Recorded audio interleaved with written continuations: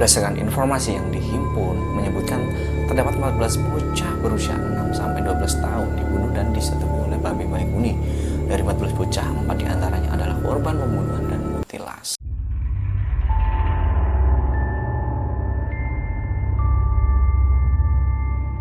Halo guys, thank you udah klik video ini. Balik lagi sama gue, Sobirin. Bagaimana kabar kalian? Semoga kalian selalu diberikan kesehatan dan dilancarkan rezekinya. Oke guys, kali ini gue mau ngasih hadiah 500.000 bagi 3 subscriber yang setia mantengin kekuatan jahat. Dan syaratnya mudah, kalian tinggal subscribe dulu yang pasti, kemudian like dan komen semenarik mungkin. Di 3 video kekuatan jahat nanti akan gue umumin pemenangnya di video berikutnya. Lanjut, kali ini gue mau bahas tentang 5 kasus pembunuhan yang paling ngeri di Indonesia. Banyak sekali kasus-kasus pembunuhan yang sangat kejam dan sangat membuat miris untuk didengar. So, jangan di-skip-skip agar kalian paham dengan ceritanya. Di urutan yang pertama yaitu Ahmad Suraji. Pembantaian perempuan yang dilakukan oleh Ahmad Suraji menjadi salah satu kasus pembunuhan paling sadis di Indonesia. Dikatakan pelaku berprofesi sebagai dukun di kota Medan, Sumatera Utara. Total korban aksi pembunuhan berantai Ahmad Suraji ini memakan 42 perempuan berusia 11-30 tahun. Aksinya ini berlangsung selama 11 tahun dari tahun 1986 sampai 1997. Berdasarkan pengakuan Suraji, motif pembunuhan yang dilakukan berdasarkan atas wangsit dari mendiang ayah yang memerintahkannya untuk membunuh 70 perempuan agar menjadi sakti mandraguna. Berdasarkan informasi dari majalah Insari edisi 2017, Ahmad Suraji lahir pada 10 Januari 1949 dengan nama Sagimin. Dia anak pertama dari 2 bersaudara, pasangan Jogan dan Sartik, dan ayahnya meninggal saat dia berusia 7 bulan. Saat beranjak dewasa, Sagimin terlihat memiliki keterkaitan dengan ilmu hitam. Dia mempelajari semua ilmu perdukunan dari buku-buku peninggalan sang ayah. Saat Sagimin berusia 27 tahun, dia menikah dengan seorang wanita asal Pekanbaru. Kemudian Sagimin mengubah namanya menjadi Ahmad Suraji. Kemudian sedari kecil Ahmad Suraji mengaku sering didatangi mendiang ayahnya lewat mimpi. Di dalam mimpinya, Suraji mengaku bahwa sang ayah mengajarinya ilmu kesaktian. Dan entah benar atau tidak, namun warga di sekitarnya menilai Suraji ini sebagai orang sakti atau biasa kita sebut dengan dukun. Dan kemudian aksi pembunuhannya mengincar wanita yang mencari bantuan dukun untuk mempercantik penampilannya. Awalnya ritual yang dilakukan Suraji terlihat normal, hanya meminum air putih yang sudah diludahi Suraji. Namun setelah beberapa ritual, Suraji meminta pasiennya untuk datang ke sebuah ladang tebu di tengah malam. Karena percaya dengan ritual yang dijalankan Suraji, korban percaya dan menurut permintaannya dituruti. Sesampainya di ladang, Suraji meminta korban untuk melepas semua pakaian dan melakukan tapa pendem pertapa dengan mengubur diri. Momen inilah menjadi kesempatan Suraji untuk melaksanakan aksi kejinya. Kemudian Ahmad Suraji tidak hanya membunuh para pasiennya dengan keji, dirinya juga mengambil sejumlah harta perhiasan yang dipakai para korban saat melakukan ritual. Dan di awal investigasi, Ahmad Suraji hanya mengaku telah membunuh 16 wanita, sampai akhirnya dia mengaku sudah membunuh 42 wanita untuk mendapatkan ilmu sakti yang didapatkan dari wangsit sang ayah tersebut. Setelah melewati investigasi panjang, akhirnya polisi menemukan bukti bahwa aksi pembunuhan sadis ini dibantu oleh istri pertamanya, Turmin. Suami istri ini akhirnya menjalani hukuman mati. Kemudian yang kedua adalah Rio Martil. Rio Alek Bulu atau yang dikenal dengan Rio Martil, pelaku pembunuhan berantai yang mengincar pengusaha rental mobil. Pria kelahiran Sleman 2 Mei 1978 ini sebelumnya menjalankan surat-surat kendaraan palsu. Setelah dia menikah, dia beralih profesi menjadi pencuri mobil terhandal di Jakarta. Berdasarkan informasi yang dihimpun, Rio mampu menggasak 3 mobil dalam 3 hari. Kemudian Rio dan istri hidup sangat makmur. Rio mengaku berjualan kepada sang istri.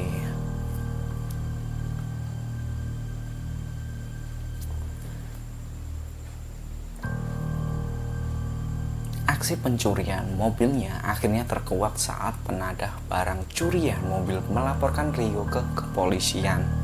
Nah, saat itu Rio berhasil mencuri mobil pribadi bosnya. Dan seusai menjalani hukuman, Rio memutuskan untuk berpindah lokasi operasi, yakni di kota Surabaya. Di kota ini metode pencurian mobil yang dilakukan Rio tadi sangat berbeda.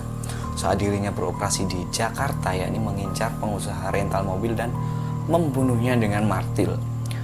Berbekal senjata martil, Rio berhasil mencuri sebuah sedan mewah dan membunuh pengusaha rental mobil di kota Surabaya.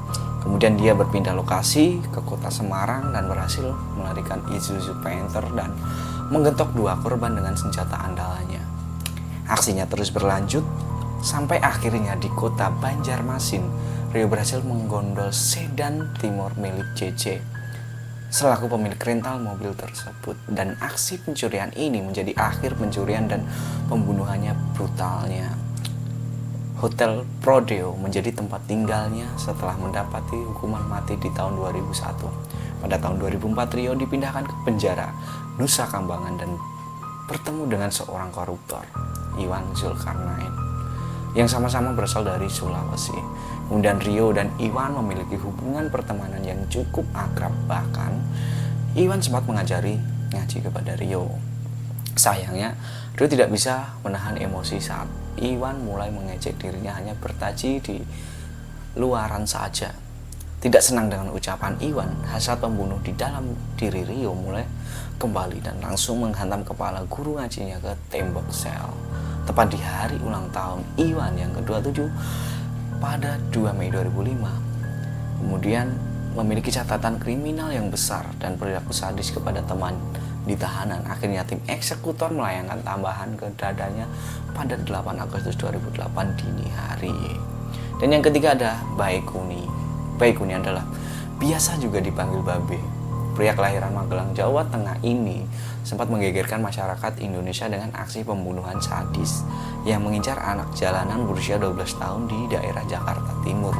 Dan berdasarkan informasi yang dibeberkan Sarlito Wirawan, psikolog Universitas Indonesia, kepada wartawan, Baikuni adalah anak seorang petani dari Magelang.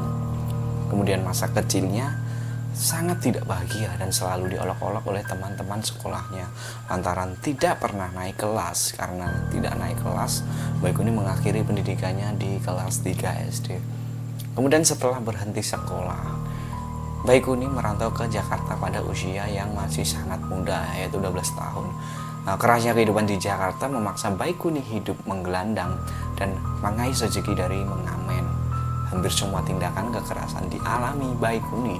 Bahkan dia juga pernah menjadi korban sodomi. Setelah itu Baikuni bertemu dengan Cho Saputra. Saat itu dirinya diminta untuk memelihara kerbau di Kuningan, Jawa Barat. Di kota ini Baikuni bertemu dengan jodohnya. Sayangnya, selama menikah dengan istrinya, Baikuni tidak mampu melakukan hubungan sebagai suami istri. Kemudian setelah istrinya meninggal, Baikuni kembali ke Jakarta dan mencari peruntungan baru. Dia mulai hidup baru sebagai pedagang rokok di terminal Pulau Gadung. Selain menjadi pedagang, dia juga merawat anak-anak jalanan.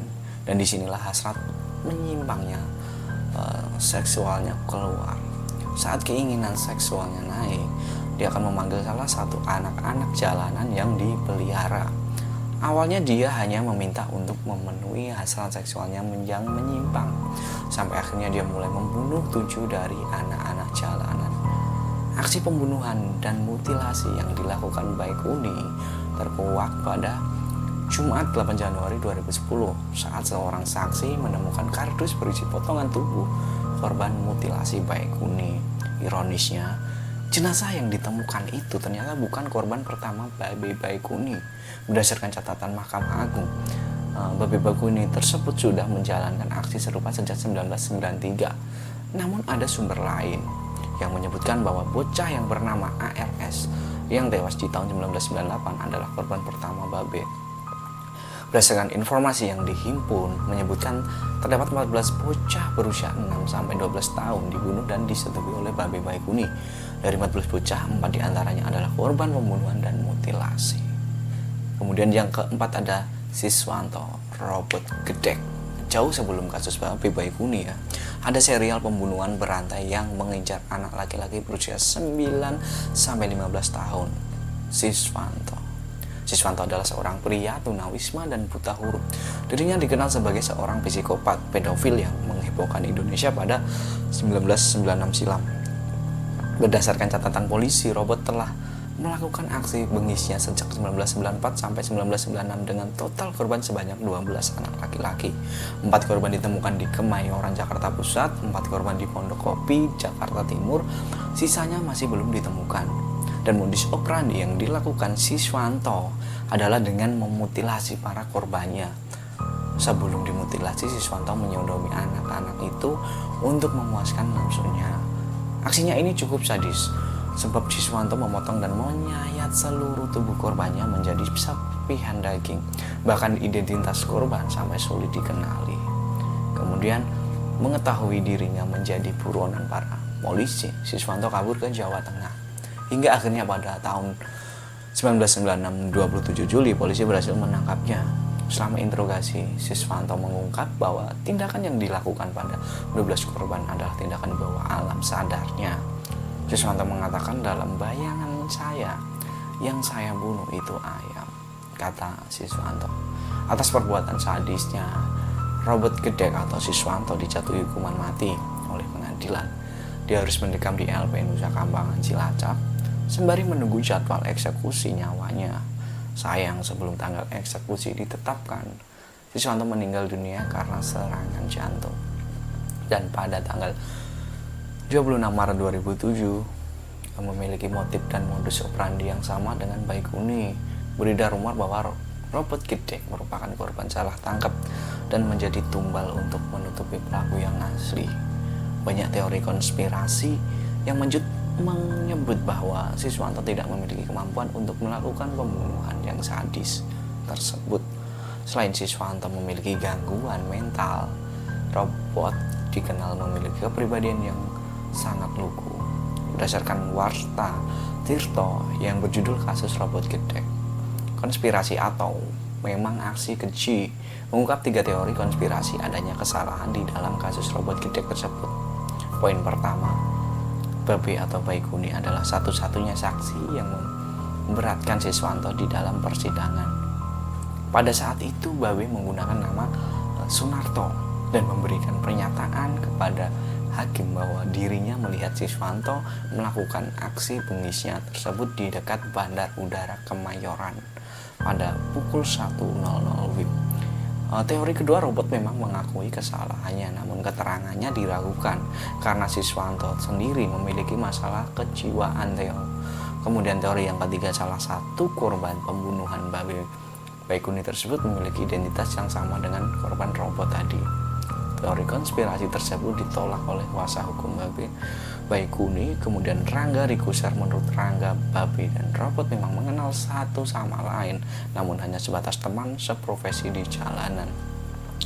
Di lain sisi, Boy Rafli Amar, Kabid Humas Polda Metro Jaya waktu itu bersikukuh apabila Babe dan Robot Gedek tidak memiliki keterkaitan sama sekali. Kemudian yang kelima, ada kasus anak SMP bunuh balita. 5 Maret 2020, masyarakat Indonesia digegerkan dengan berita pembunuhan sadis yang dilakukan oleh seorang anak remaja berinisial NF kepada APA. Kemudian aksi pembunuhan ini terjadi di rumah pelaku di daerah Sawah Besar, Jakarta Pusat. Pada saat itu APA atau korban sedang berkunjung dan bermain di rumah pelaku.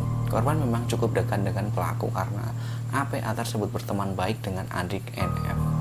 Saat berada di rumah, pelaku APA diminta untuk mengambil sebuah mainan yang ada di dalam bak kamar mandi. Saat APA sedang mengambil mainan tersebut, NF langsung menenggelamkan APA di dalam kamar mandi. Tidak hanya menenggelamkan bocah itu, NF juga mencolok bagian leher APA tadi saat berada di dalam bak kamar. Melihat APA lemas, NF segera mengeluarkan korban dari dalam bak. Setelah menenggelamkan APA, NF segera menyumpal hidung korban dengan menggunakan tisu untuk menghentikan darah yang keluar dari hidung korban. Setelah itu, NF mengikat dan memasukkan korban di dalam ember yang ditutupi kain spray agar orang-orang di rumahnya tidak curiga. Ember tersebut sebenarnya adalah ada di dalam kamar mandi, namun orang tua NF yang sejak siang hari sudah bolak-balik ke kamar mandi tidak menaruh curiga dengan ember tersebut. Karena hari sudah sore, NF yang hendak ingin membuang korban memutuskan untuk memindahkan jasad korban ke dalam lemari. Kemudian Jumat pagi pelaku mulai kebingungan mencari lokasi untuk membuang jasad korban tersebut. Dan pelaku yang sedang berangkat ke sekolah itu langsung mengganti seragam sekolahnya dengan pakaian lain dan datang melapor ke Polsek Metro Taman Sari dan mengaku bahwa dirinya sudah membunuh orang. Kemudian laporan NF sempat dianggap candaan sampai akhirnya polisi Polsek Metro Taman Sari membawa NF ke Polsek Sawah Besar untuk mengecek kebenarannya. Laporan NF ini akhirnya Polsek Sawah Besar menemukan jasad APA di dalam rumahnya dan menetapkan NF sebagai tersangka. Berdasarkan laporan Kapolres Metro Jakarta Pusat Kombes Heru Novianto saat itu, NF merasa puas atas pembunuhan sadis itu dan tidak melihat ia menyesal sudah membunuh bocah yang sudah lama ia kenal tersebut. Kemudian tidak hanya itu, Kepala Bidang Hubungan Masyarakat Polda Metro Jaya, Kombes Yusri Yunus pada saat itu juga mengatakan bahwa NF memiliki hobi menonton film horor. Film favoritnya adalah Just Skype, film yang menceritakan aksi boneka pembunuh yang populer pada tahun 1988. Selain Just Skype, NF juga sedang menonton film Slender Man yang mengisahkan seorang karakter fiksi yang suka menculik dan melukai orang, terutama anak-anak. Selama penyelidikan di rumah pelaku, polisi juga menemukan banyak kertas yang berisi gambar-gambar dan kalimat-kalimat sadis yang dibuat oleh NF. Salah satu gambarnya adalah sosok perempuan yang diikat di bagian tubuhnya dan mengenakan kalung hitam di dalam gambar tersebut. Kemudian NF menuliskan sebuah kalimat, "Keep calm and give me through." Selain gambar tersebut, polisi juga menemukan secarcik kertas yang berisi tulisan "Mau siksa baby" dengan kalimat pilihan, "Dengan senang hati dan tidak tega." Itu tadi 5 pembunuhan yang sempat viral, yang sangat sadis yang ada di negara kita. So, semoga tidak terulang lagi kejadian-kejadian tersebut di masa yang akan datang. Tetap semangat jalankan aktivitas, ambil hikmahnya, semoga dapat menambah pengetahuan bagi kita. Oke, thank you udah nonton video ini. Jangan lupa subscribe dan tonton terus Kekuatan Jahat, karena gue bakal ngasih suatu cerita dan informasi yang lebih seru lagi. Gue Sobirin, langsung jangan lupa tonton Kekuatan Jahat.